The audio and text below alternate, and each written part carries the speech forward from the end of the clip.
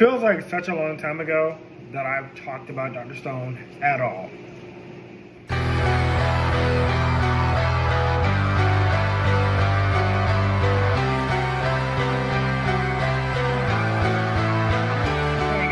To Everything Anime Podcast. I'm one of your host, Shinry. Here at the Everything Anime Podcast, I'm from anime, manga, video games, TV shows, and whatever relevant topic I'm talking about.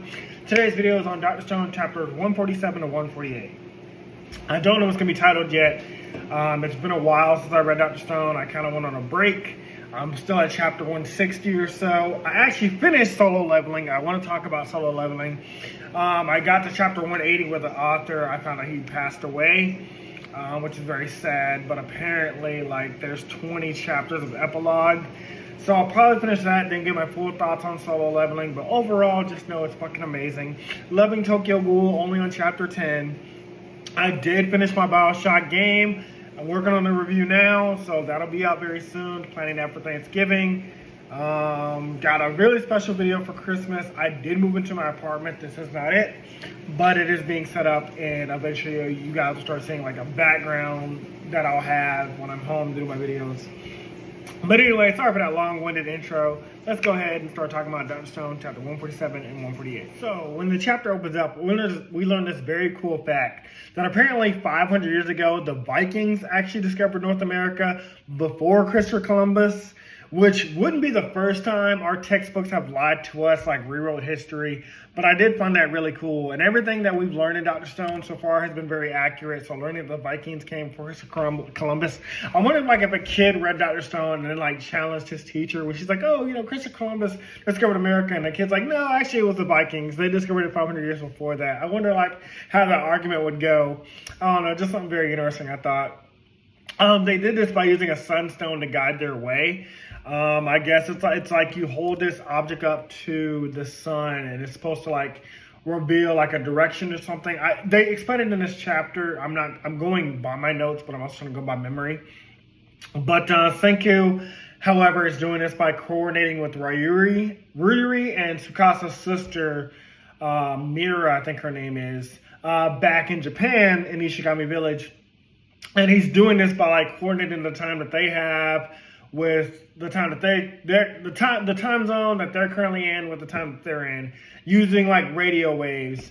And he can deduce the angle of the sun to get their longitude and latitude. He knows where they are specifically in the ocean, because they built a radar, they have sonar and things like that, but to make the GPS, he's kind of doing old school. He's like, hey, what time is it where you're at? Okay, this is the time is it where we're at. And then based off the angle of the sun, this is how we can tell where we're at in the sea.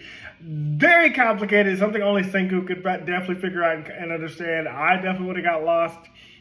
But I should also mention, we of course obtain our own sunstone. We obtain our own sunstone through my favorite character.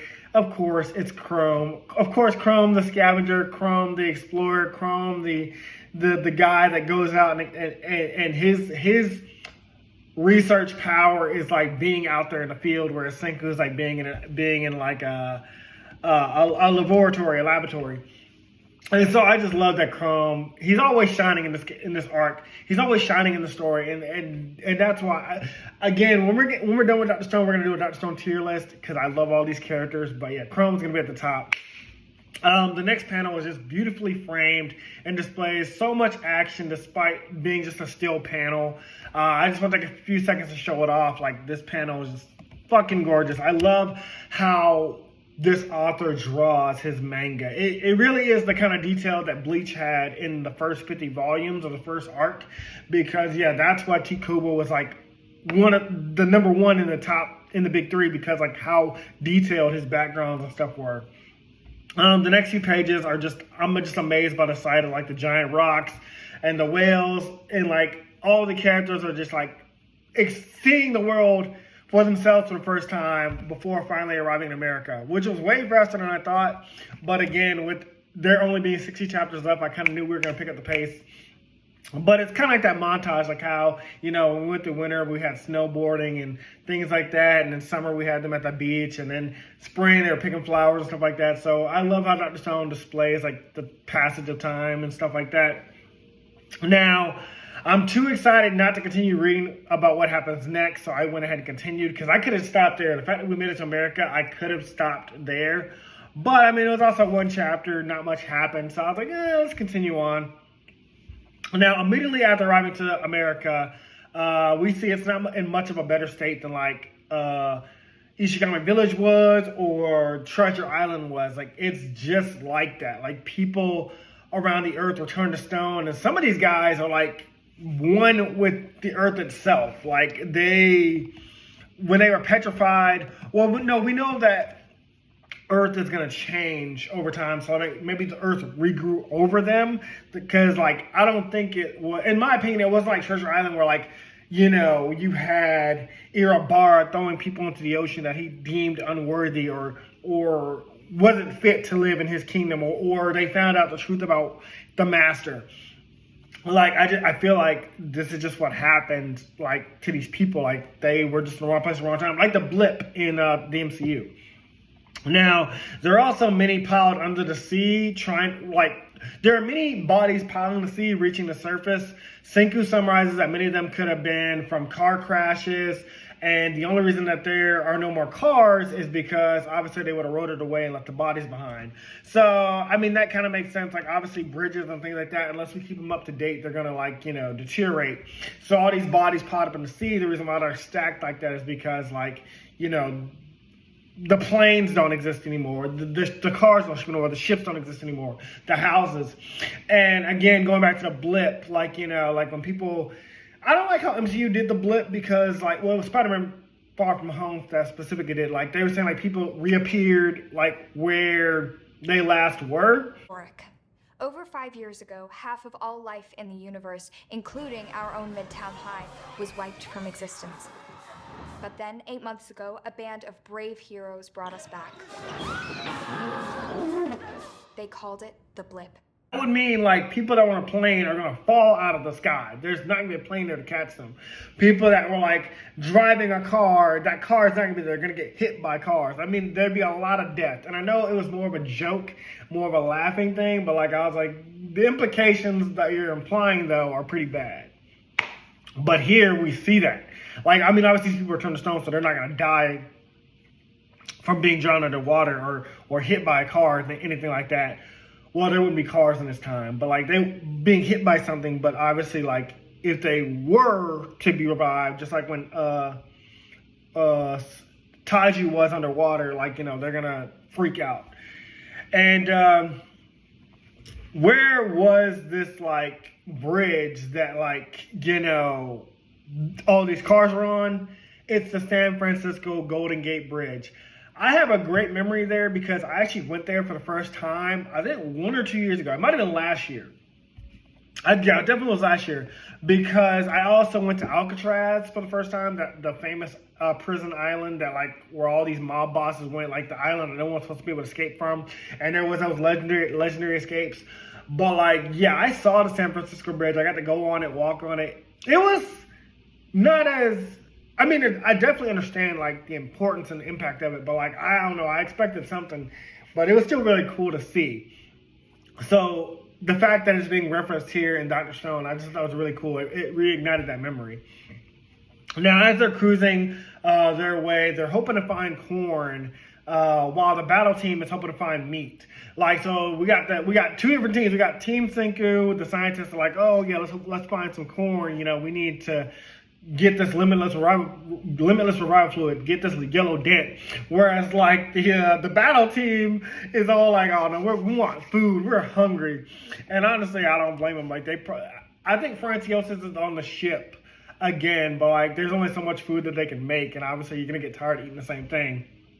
That's when the boat is attacked by these giant alligators that would give anybody a heart attack. I mean, they're the size of the banana gators from One Piece, whenever Crocodile had trapped the Straw Hats in that underwater prison. But our power team is not afraid of them. They see them as food. And that's when we get this hilarious reaction of the gators' faces. They're like, go from like predator to prey. It is again very funny. It's only something that you can get in this Dr. Stone manga. It's only something that you can understand if you like are into Dr. Stone. So it was fucking amazing. It's just really hilarious. Like these gators, like imagine like a lion's chasing you and like it sees you as food and all of a sudden it looks at you and your eyes are all like hungry and you got like a knife and fork in your hand. It's like, the fuck? That's what I was getting. Like, I love it. Also, our power team is insane now. We got Maz, we got Kirisame, we got Hyoga, we got Hamura, we got Tsukasa. I mean, with this power team, Kenro, I think Genro basically, you know, with this power team, we're basically unstoppable, especially with just having like Hyoga and Hamura and Tsukasa, like, well, Kirisame, Maz as well. So yeah, our power team, I was like, who can stand up to us at this point? Like, what enemy could possibly take us down? And that's and what's the first thing they make with the gators that they eat or that they capture? They turn them into gator burgers, which I don't know why I thought that was really funny, because I guess they were applying because we're in America and we love hamburgers, but they don't have cows. They're using the gators, so just pretty funny to me. But it's also thanks to finding these gators that like when they're like pulling them apart and eating them, they discovered that there is corn in this area. So already we know that like corn is it's already been like made or it's prospering in this area. And that's where I ended the chapter. So only 2 chapters this week. We'll probably do another video tomorrow doing Tokyo Ghoul, and then I probably will finish all of Solo Leveling and then talk about my thoughts on Solo Leveling, because I kind of want to do these all bit by bit. But anyways, guys, that's all for today's video. I cannot wait to get a little bit further in Dr. Stone. I'm not going to speculate because, again, I'm further than this, but I am happy to be back. I am happy to be posting, and I hope you guys are excited to continue this Dr. Stone journey with me and, expand the channel. Oh, I'm also checking out Blue Lock, the soccer anime. Very fucking good. I've never been into a sports anime like that, but Blue Lock is hitting right now. So anyways, guys, that's all for today's video. Talk to you guys next one. See you later. Bye. Hey guys, this video was sponsored by me, the author of the Shinry series, the Chronicles of Wayne, and Monsterverse. So I figured I'd do this outro a little bit different by showing you guys what you guys will be checking out. So, the Shinry series starts with Book 1, Shobu Samurai Project Aryoku. 10 years after the death of his parents, Shobu Samurai returns home seeking vengeance, but instead faces the choice to save his home from shadow creatures, blood beasts, and an organization once thought dead. Shinry's Shobu Samurai starts at $9.99. And if you love anime, manga, Naruto, One Piece, Bleach, Yu Yu Hakusho, Fairy Tail, Shaman King, Rave Master, Zatch Bell, anything like that, the Shinry series is definitely the series for you. You'll definitely want to check it out. The Sword of Light is probably the thickest one so far. And then these books are 2. This is Enter the Dread Zone Tournament. And the series original ending, Arado, the Legendary Conjuring Master. So, and I'll just show you guys some of the covers. Really proud of all of these, but I hope you guys check it out. If you don't like that, I also have the current published books for the Chronicles of Wayne: Love Be Damned, Cotton Candy, Full Moons, Fabled Lovers, A Cursed Virgin's Bite, If You Go Where Monsters Dance, Red Will Reign Over Your House, Love Be Damned. Now, the Chronicles of Wayne is about a geeky guy, or a nerdy guy in high school. His senior year, he has a crush on the hottest guy in school, because of course he does. He's only got one best friend, and her name is Barb. Well, the hottest guy in school turns out to be a werewolf. And to make the story more interesting, he bites Wayne and turns Wayne into the first ever wolfman in the last 10 years. And because of that, it was also a sacred law that wolfmen should never be created. I don't want to get into too much of the Chronicles of Wayne without spoiling it, but I can tell you it's very short. This one sells for $6.99, and Love Be is right after it. The ending of this trilogy, Love Be Liberated, comes out in October. So I'm going to definitely do a more full in-depth review of this one. But yeah, it's an LGBT fantasy fiction story about werewolves, vampires, white witches, a dark warlock, and, well, many, many more surprises to come. So if you guys like to read, I definitely recommend. These are all the books so far in the Shinry series, except for Shinry's Beginning. I do have that one, but it's just not here with me. But yeah, I appreciate a like, support, or just a review on Amazon. Either way, thank you guys for watching. I hope you guys have a great day.